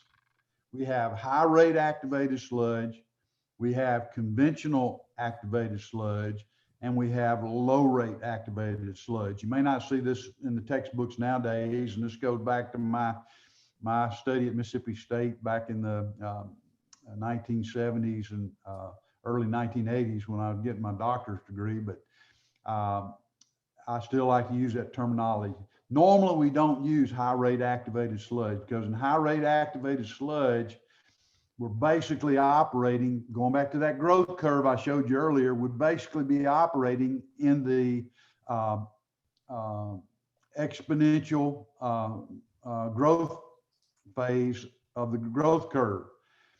Now, let me explain something to you here. The biomass, the reason it has such good flocculent characteristics is because the bacteria secrete natural biopolymers. These natural biopolymers that are secreted by the bacteria will give activated sludge its good flocculent characteristics. It's a good absorptive characteristics. The bacterial cells will flock together, form a good flock that hopefully has, again, good settling characteristics. If we operate in the exponential growth phase, high rate activated sludge, which means we're operating at a very high organic loading rate, we're operating at a very low sludge age. The bacteria are very young and they don't secrete a good amount of these natural biopolymers. And so we're going to have a sludge that has poor flocculating characteristics and poor settleability. So generally, a high rate activated sludge process will not be good enough to produce the effluent quality that we need. You say, well, why, Larry, do you even talk about it? Well, let's say we got an industry. Let's say we got a meat packer that is giving us a high load of BOD, and we told the meat packer, look, we can't take your high BOD load anymore. You're going to have to pre-treat and get your BOD load down to a more acceptable level. Well, if he puts in a high rate activated sludge process, that may be ideal for him because that's going to keep his costs down. And high rate activated sludge, we're probably going to get only about 70 to 80% removal of BOD and suspended solids. But for the meat packer that's pre-treating his wastewater, that may be excellent. That may be satisfactory. And if he can remove 70 to 80% of the BOD. So it would have application again in the way of industrial pre-treatment of organic wastewater. Conventional activated sludge, a lot of our processes are conventional activated sludge processes. They operate at a moderate food to microorganism ratio. And what's moderate? Said F/M ratio is pounds of BOD per day per pound of mixed liquor volatile suspended solids in our reactors. Normally, in conventional activated sludge, we want to operate at an F/M ratio of 0.2 to 0.6. Moderate detention time, 4 to 8 hours. Moderate sludge age, 5 to 15 days. At that sludge age, 5 to 15 days, we're operating basically in the declining growth phase of the growth curve that I showed you earlier. We get good secretion of biopolymers. We get good bioflocculation. We produce an excellent settling sludge, and we should produce excellent effluent quality. What are some of the more common types of conventional activated sludge? Plug flow, complete mix, step feed, contact stabilization, and pure oxygen. So we'll talk a little bit about those in the next few minutes. In plug flow activated sludge, what we try to do is either we'll have a long, narrow biological reactor, or we'll have a reactor that may be not long and narrow, but we'll put baffles in it so that we divide it into and ensure that we try to achieve a plug flow regime, okay? And a good example of a plug flow reactor is at the Memphis Stiles wastewater treatment plant. It's designed to treat 135 million gallons a day of raw sewage. And the reactors at the Stiles wastewater treatment plant in Memphis are 35 feet wide. They're about 18 feet deep, and they're about 430 feet long. So they're a little over 12 times longer than they are wide. That is almost a perfectly plug flow reactor. So the idea is that if we have a slug of liquid coming in at time 0 to the head of the reactor, then a perfectly plug flow reactor, there will be no mixing in the longitudinal axis. So that slug of fluid that comes in, it stays intact. Now that's not going to happen, but with a long, narrow reactor, that we get pretty close to that, so that the liquid stays in the reactor pretty close to the theoretical detention time of the reactor. This is our most efficient type of biological reactor because the wastewater stays in the reactor pretty close to the theoretical detention time. Okay, what are some of the problems with an activated plug flow reactor? Well, the way it's designed, if we get a shock organic loading, let's say we have a dairy plant in town. Well, this may stun you, but the BOD5 of whole milk is 102,000 milligrams per liter. So if with a dairy plant, if they get 10,000 gallons of contaminated milk and they say, well, we're just going to send that right down to the sewer over a short period, we're going to get an organic shock load, especially if we're a small city. We're going to get an organic shock load at our treatment plant that's going to create problems for us. Or if we have a soft drink bottling plant, this may stun you too. The BOD5 of Coca-Cola Classic is about 63,000 milligrams per liter. If you look on a can, a 12-ounce can of Coke Classic, you'll see that it has 39 grams of sugar. That's almost a handful of sugar in a 12-ounce can of Coke Classic. So it has an extremely high organic content, and that sugar is readily biodegradable. And you say, well, we drink that stuff, we drink whole milk. Again, that's organic substrate for our bodies that we have to have. But again, to get a shock organic loading at the front of a plug flow reactor, that's going to create problems for you. The oxygen demand is highest at the front of the reactor, decreases along the length of the reactor, and it's the lowest at the end of the reactor. So if we're providing the same amount of air along the length of the reactor, we may have a 0.2 milligram per liter DO concentration at the front of the reactor, and we may have a 4.5 milligram per liter concentration of DO at the end of the reactor. So we have an uneven O2 uptake rate along the length of the reactor, and so that's not necessarily good. But again, it's the most efficient type of reactor, and mainly because, again, the liquid stays in the reactor pretty close to the theoretical detention time. In other words, we're minimizing short circuiting. So in the 1950s in the United States, our design engineers came up with the idea, well, maybe we can do a completely mixed reactor. Let's have multiple influent points into the reactor, and then multiple draw-off points from the reactor. And that's about the only way that we can ensure a completely mixed reactor. So in other words, things are uniform throughout the biological reactor. Now, why was that important in the 1950s? Well, in the 1950s, most industries didn't know a thing about pre-treating their processed wastewater. So if we had a meat packer, or we had a soft drink bottler, or we had a pharmaceuticals plant, or a pulp and paper mill, or whatever, they would generally discharge their raw wastewater to the sanitary sewer, and we could get a shock organic loading routinely.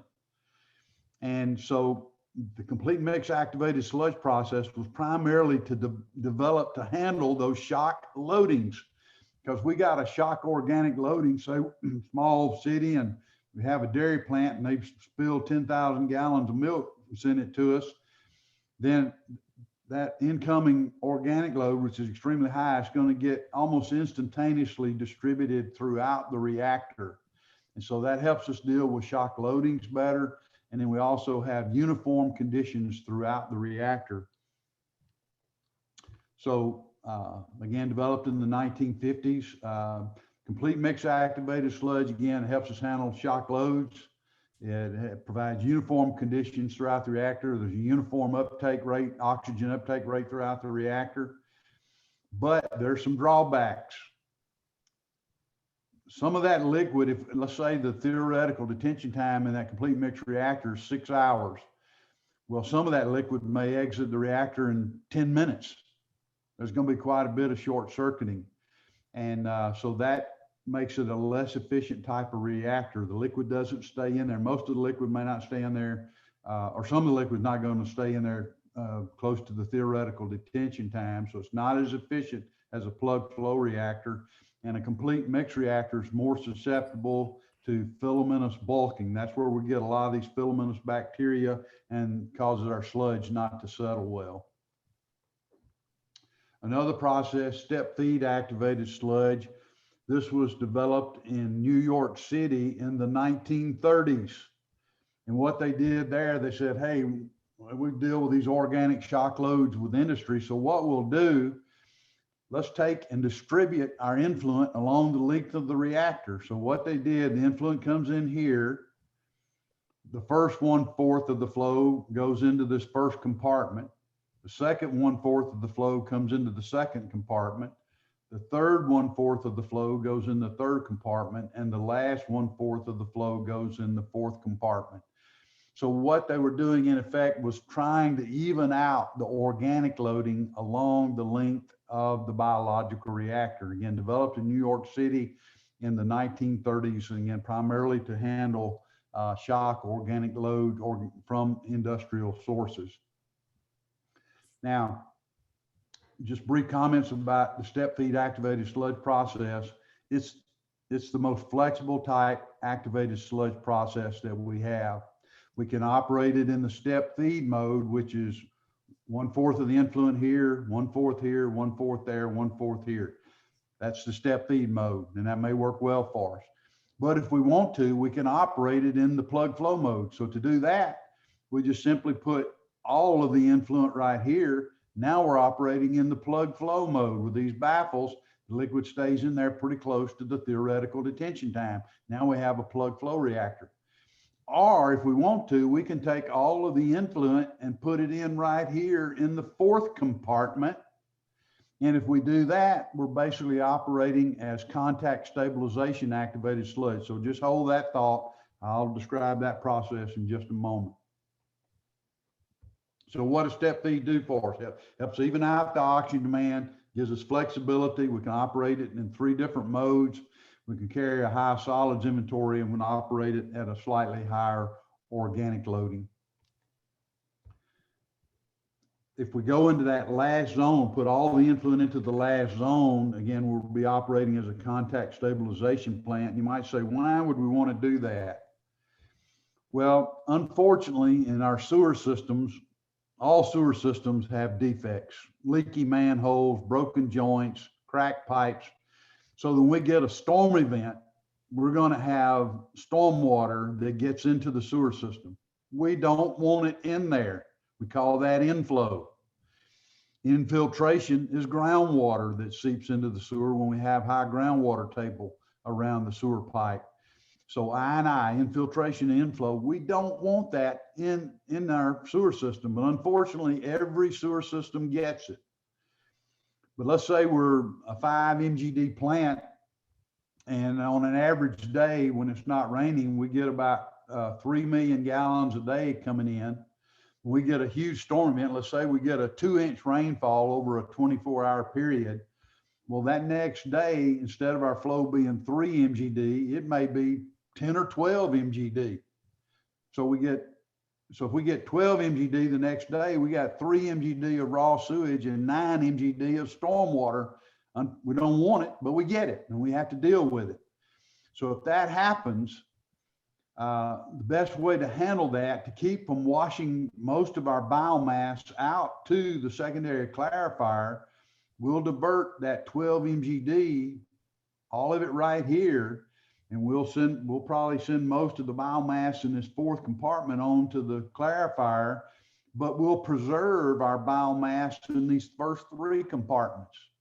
So again, the step feed activated sludge process is the most flexible type activated sludge process you can have. So again, there you go. High wet weather flows can be bypassed to the last zone to keep washing out the solids to the final clarifier.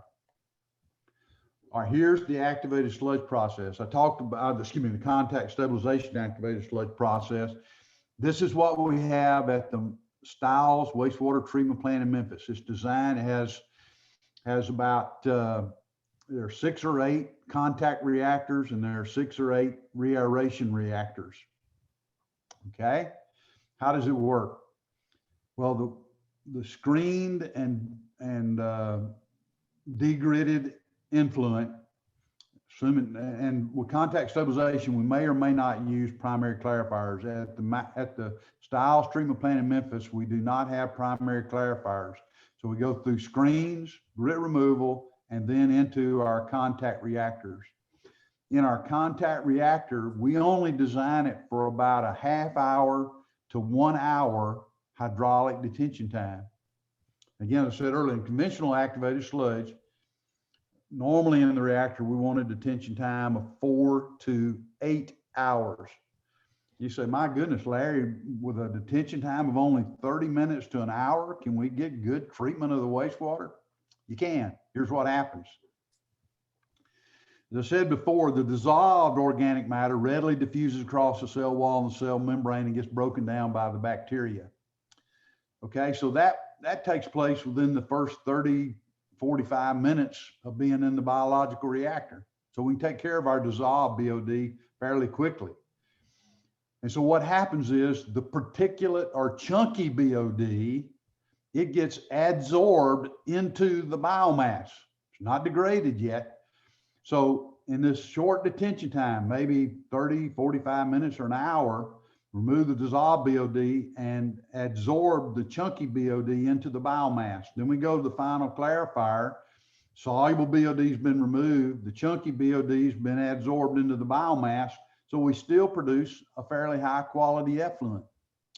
Then we take the return sludge and we return, again, most of the sludge gets returned back. We pass it through a separate aeration basin we call the reaeration reactor.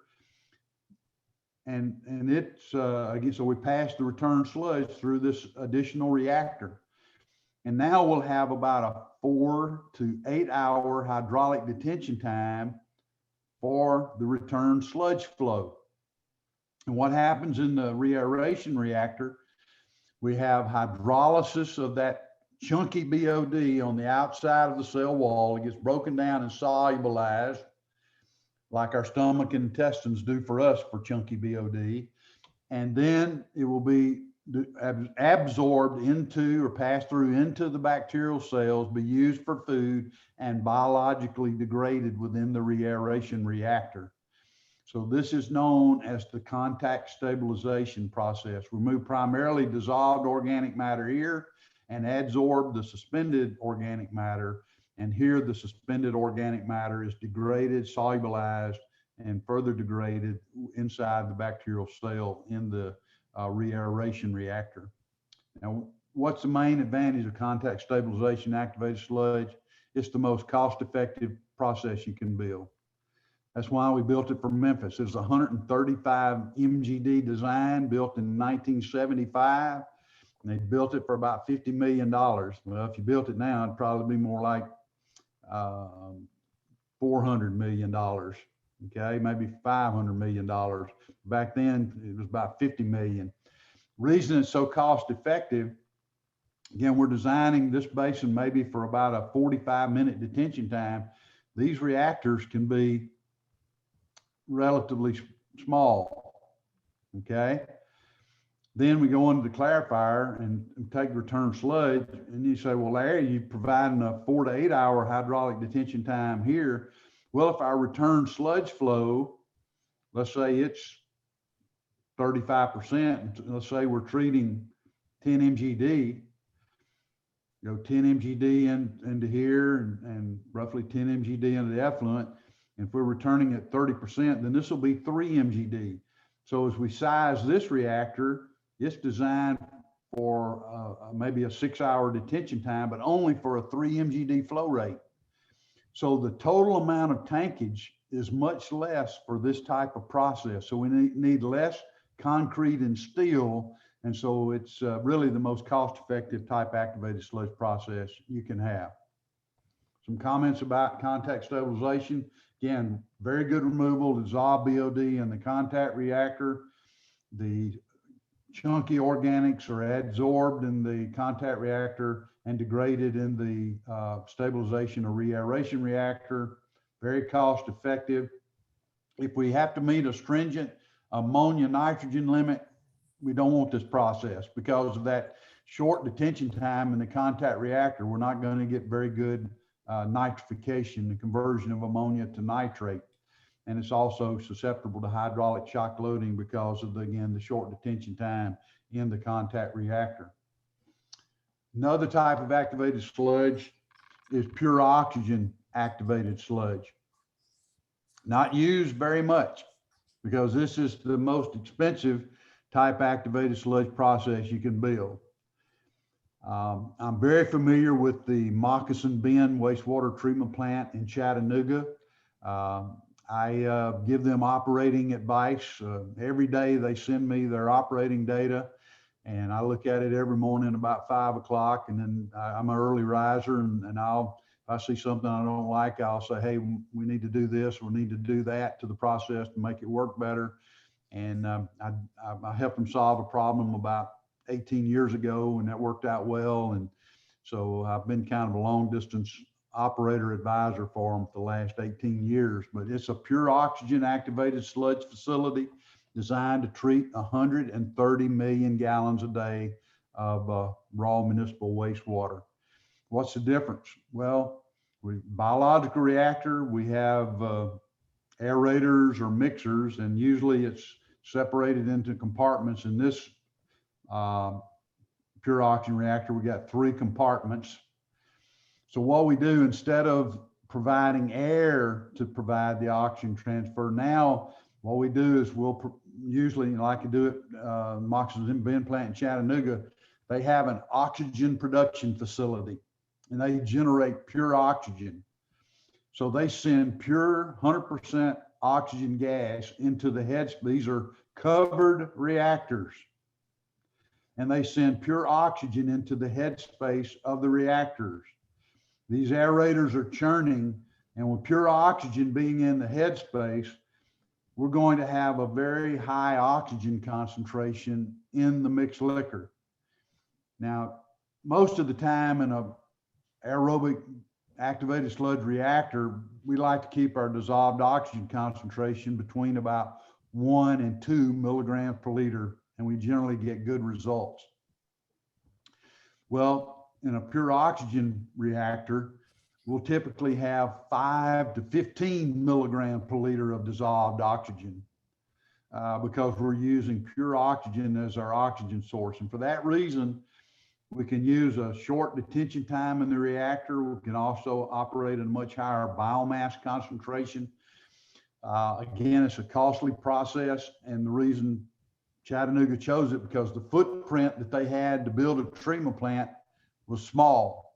So if you're landlocked, you don't have much land area to put a treatment plant, then pure oxygen might be a choice for you. You're going to pay for it, but you can get a lot of treatment in a small amount of footprint. Okay, just some comments there. Again, short detention time, operate at much higher oxygen concentrations, and you operate at a much lower sludge age. But if you have to nitrify, if you have a stringent ammonia limit, this is not the way you want to go. At the Moccasin Bend treatment plant in Chattanooga, their effluent ammonia nitrogen limit going into the Tennessee River is 15 milligrams per liter. They can meet that without biological nitrification. So the fact that nitrification doesn't take place very well in a pure oxygen system is okay because they have a lenient ammonia limit. And another type, so now we're getting into the third. Remember I said we have basically 3 general types: high rate activated sludge, conventional activated sludge, and low rate activated sludge. So when we say low rate activated sludge, we can also say extended aeration activated sludge. In that category, we have in this an extended aeration activated sludge plant here, which you have a regular rectangular reactor followed by circular clarifier. And we designed the reactor for about a 24-hour hydraulic detention time, maybe 18, maybe 21, maybe 27 hours, but generally somewhere around 24 hours hydraulic detention time. This is also a fairly costly type of activated sludge process, because compared to conventional activated sludge, if we have a 6-hour hydraulic detention time for this process, our reactor is 4 times as big. So we got a lot more concrete and steel, and we're going to need more oxygen. Okay. And so you say, well, why might we want to use extended aeration activated sludge? It's ideal for small cities. And the analogy I like to use is T-ball. You know, when my little boy, he's not a little boy anymore, he's 37 now, but when he was 6 years old, 5 years old, starting to play ball, he started with T-ball because he couldn't hit a pitch very well that was thrown to him. That was too challenging. So they put that ball on a tee and he could hit it off that tee. Well, extended aeration activated sludge is the T-ball for operators. It's very forgiving.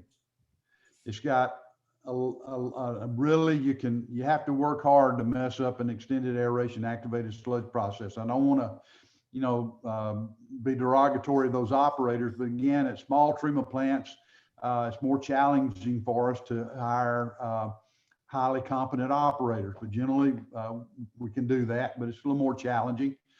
But at any rate, extended aeration activated sludge is going to be more costly because we have a much bigger reactor, but it's more forgiving because we operate at a very low food to microorganism ratio and a long sludge age, and we generally produce good effluent quality.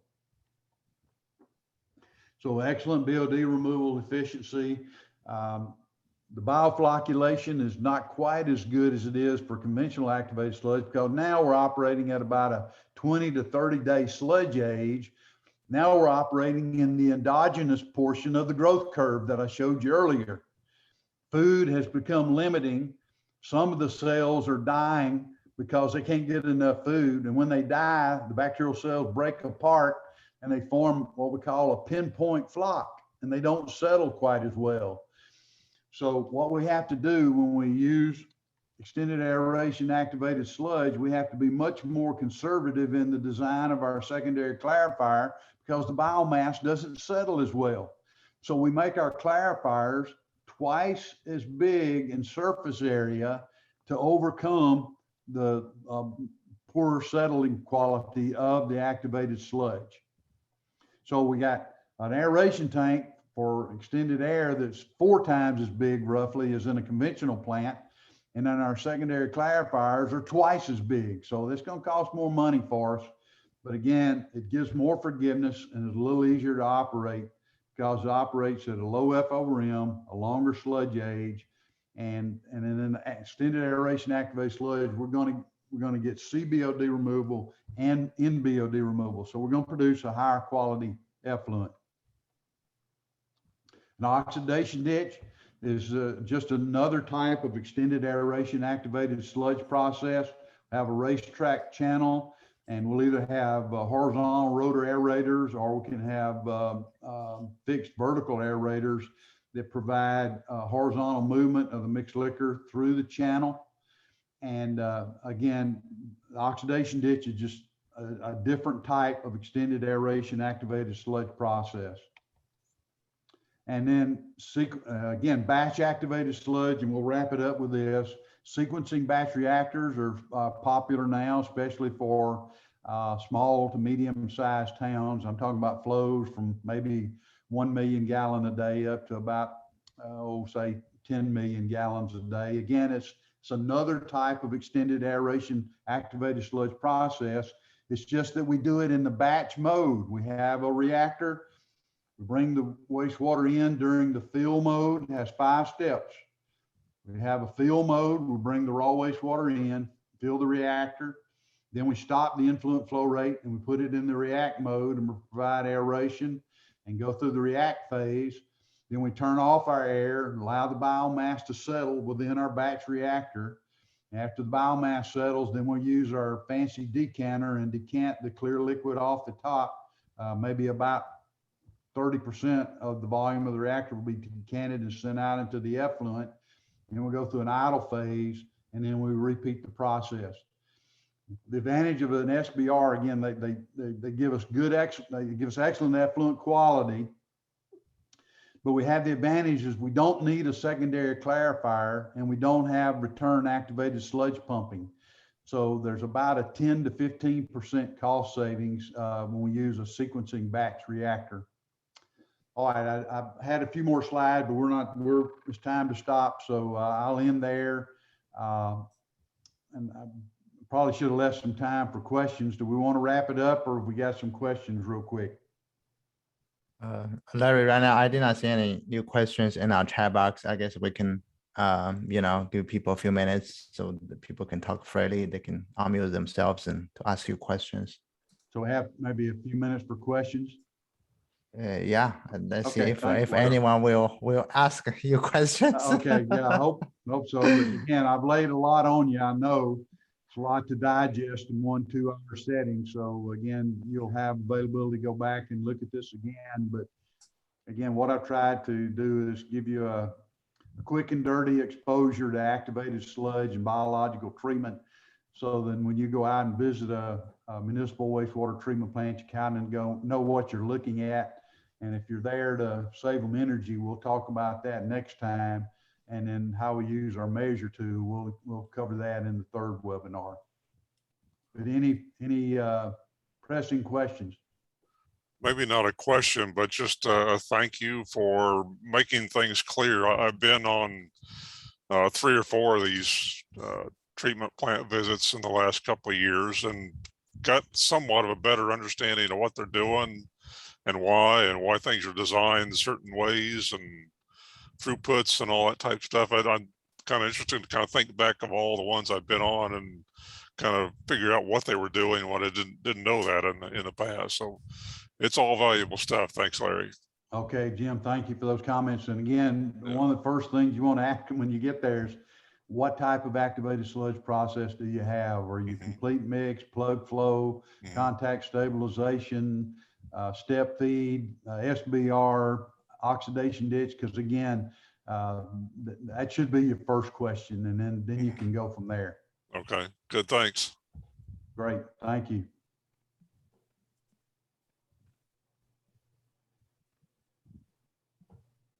I look forward to reviewing this again too. Okay, well, it'll be on there, and then we got the other 15 training sessions. They're shorter. Yeah. They last about 30 to 40 minutes, and break them down into smaller topics, and so you'll have access to those as well. I know I've covered a lot of information today, but again, hopefully it's will be beneficial to you. Yeah, good deal. Thanks. So Larry, we're gonna share the slides with everyone, right? Later, not only the recordings. Right. I'll get those to Jennifer. Is that who I need to send them to? Jennifer? Should be good. Excellent. Yeah. Okay. Or I'll try to do that later today. Sure. And just a question: how soon are you gonna post recording? Becca, I think we're thinking about sometime, early next week, I would say. Yeah, because I had some distraction in the beginning, and I'd like to listen to this again. Okay. Yeah. Okay, thank you. All right. I hope I didn't gross you out by talking about the human body, but it's just a great analogy because, again, the metabolic processes going on in our 70 trillion cells are very similar to the metabolic processes going on in those gazillions of single bacterial cells in our biological reactor. And we're an amazing biological phenomenon. And just real quickly, it might be interesting to know that you have 60,000 miles of blood vessels in your body. Because again, that chunky organic matter and nutrients that's solubilized and begins in the stomach and finished off in the intestines, our intestinal walls are lined by gazillions of blood capillaries. That dissolved organic matter and dissolved nutrients goes across the cell, the intestinal cell wall, dissolved into the bloodstream. Then those 60,000 miles of blood vessels, well, that blood goes through the artery, goes through our lung, picks up the oxygen that we breathe in, because these 70 trillion cells have got to have oxygen, because that's the only electron acceptor we can use. And those 60,000 miles are absolutely necessary, because it takes 60,000 miles of blood vessels to get that dissolved organic matter, dissolved nutrients, and dissolved oxygen to these 70 trillion cells, so we can grow new cell mass, generate energy, and stay alive. So it sounds like you're saying we're an extended aeration Yeah, system. there you go. Okay. Yeah, well, if we, like I say, if we go on a diet, Yeah. we kick ourselves into extended aeration, endogenous respiration, we'll start burning up some cell mass. That's absolutely correct. Okay. But if we're chowing down, eating 3 helpings every meal and not exercising, if I do that and I weigh 235 now, I'm probably going to weigh 270 in about 6 months. Then I'm in the high rate mode. Yeah. Yeah. Well, good deal. Thank you now. All right. Thank y'all. It's great to be with you. I look forward to talking to you next week.